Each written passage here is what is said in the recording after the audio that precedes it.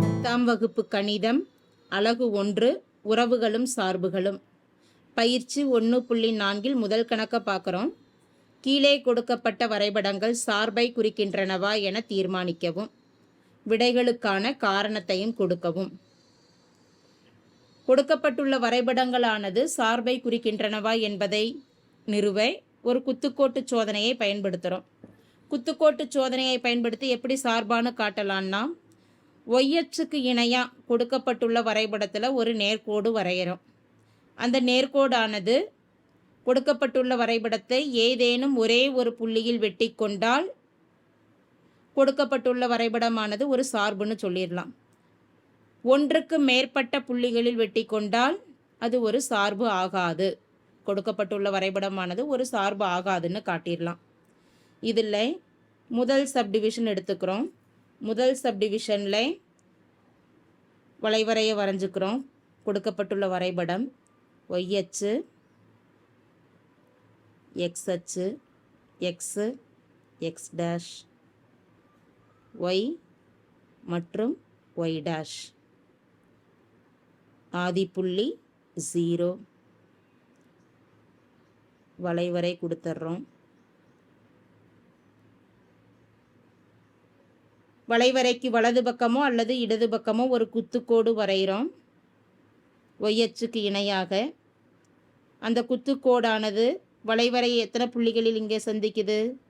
2 புள்ளிகள் P, மற்றொரு புள்ளி Q அப்படின்னு நேம் கொடுத்துட்றோம். இப்போ 2 புள்ளிகளில் சந்திக்குது. ஒரே ஒரு புள்ளியில் சந்தித்தால் மட்டும்தான் என்னன்னு சொல்லலாம், அது ஒரு சார்புன்னு சொல்லலாம். அப்போ இதற்கு உண்டான விளக்கத்தை கொடுக்குறோம்.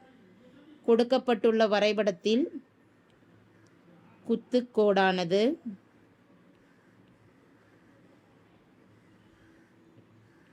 வரைபடத்தை P மற்றும் Q ஆகிய புள்ளிகளில்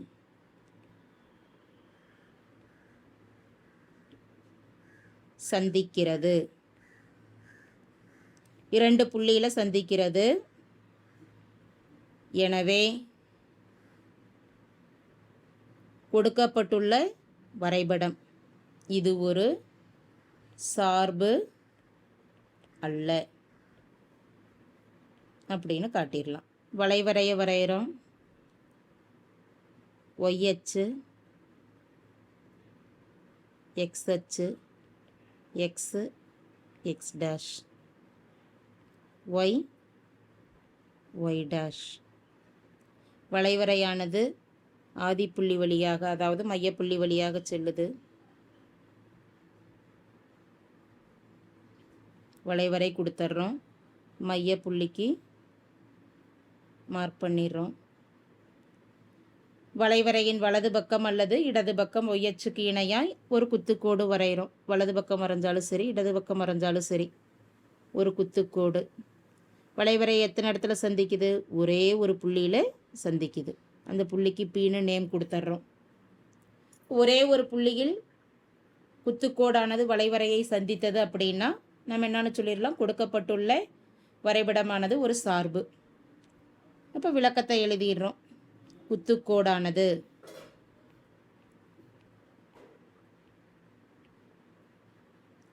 வரைபடத்தை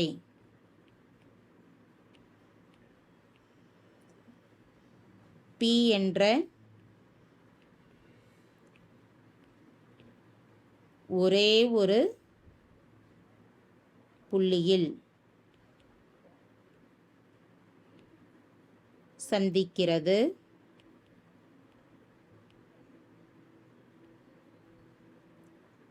எனவே இது சார்பு ஆகும்.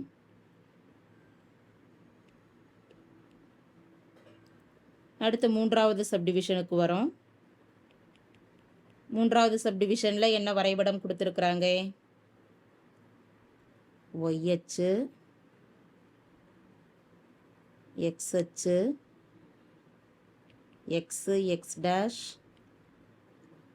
ஒய் ஒய் டேஷ் வளைவரை வரைகிறோம். வளைவரையானது ஆதிப்புள்ளி வழியாக செல்கிறது. இதை மார்க் பண்ணிட்டோம். ஓ வளைவரையின் வலது பக்கம் அல்லது இடது பக்கம் ஒரு குத்துக்கோடு y அச்சுக்கு இணையாக வரைகிறோம். அப்போ வலது பக்கம் ஒரு குத்துக்கோடு வரைகிறோம். எத்தனை புள்ளிகளை சந்திக்குது? 1 2 3 3 புள்ளிகளில் வளைவரையை சந்திக்குது. அப்போ 3 புள்ளிக்கு ஒரு நேம் கொடுப்போம். PQR.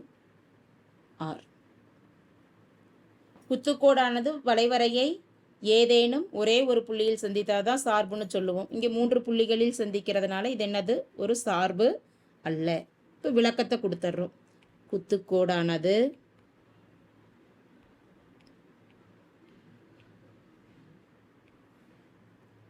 வரைபடத்தை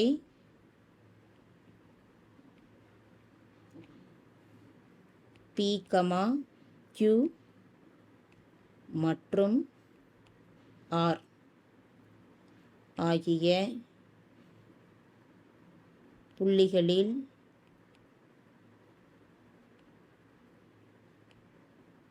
சந்திக்கிறது.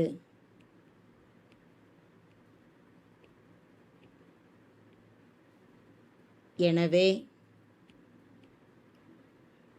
இது சார்பு அல்ல. அடுத்து 4வது சப்டிவிஷன்.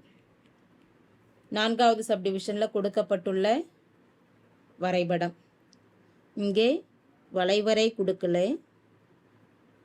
ஒரு நேர்கோடு கொடுக்கப்பட்டிருக்கு. X X dash, Y Y dash. நேர்கோடானது ஆதிப்புள்ளி வழியாக நமக்கு செல்லுது.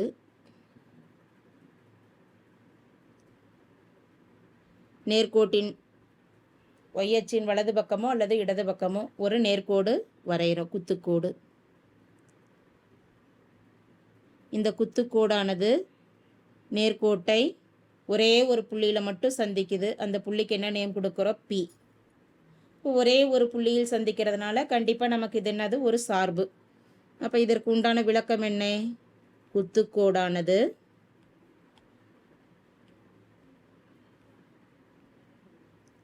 வரைபடத்தை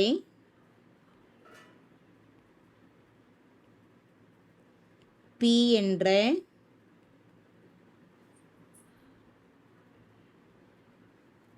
ஒரே ஒரு புள்ளியில் மட்டுமே சந்திக்கிறது.